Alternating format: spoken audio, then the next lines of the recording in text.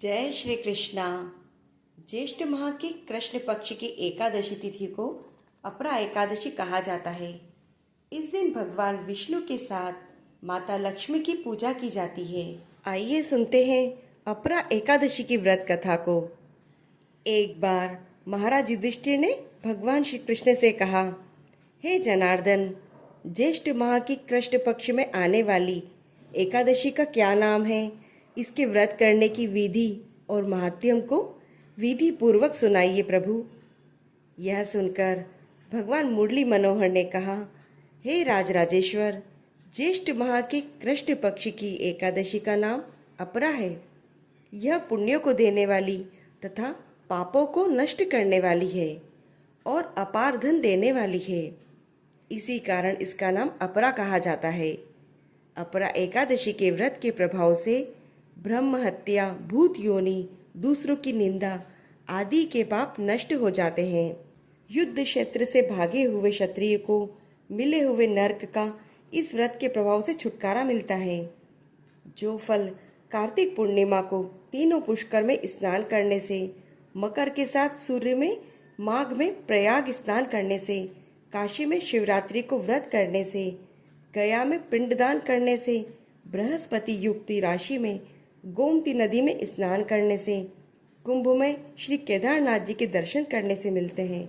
सूर्य ग्रहण में कुरुक्षेत्र में स्नान व घोड़ा, हाथी, स्वर्ण दान करने से जो फल मिलता है, वही फल ज्येष्ठ माह के कृष्ण पक्ष में होने वाली अपरा एकादशी का विधि पूर्वक व्रत करने से मिलता है।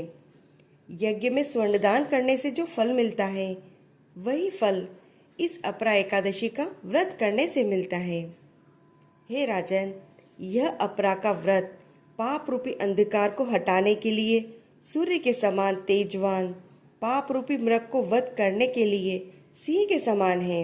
इसीलिए मनुष्य को इस अपरा एकादशी के दिन विष्णु भगवान का भक्ति पूर्वक व्रत करना चाहिए, जिससे विष्णु लोक की उन्हें प्राप्ति हो। आइए सुनते हैं इसकी कथा को। प्राचीन काल में महिध्वज नाम का एक धर्मात्मा राजा रहता था। उसके छोटे भाई का नाम ब्रजध्वज था। वह बड़ा ही क्रूर, अधर्मी और अन्यायी था। वह अपने बड़े भाई से द्वेष रखता था। उस पापी ने एक दिन रात्रि में अपने बड़े भाई की हत्या करके उसके देह को एक जंगली पीपल के नीचे गाड़ दिया।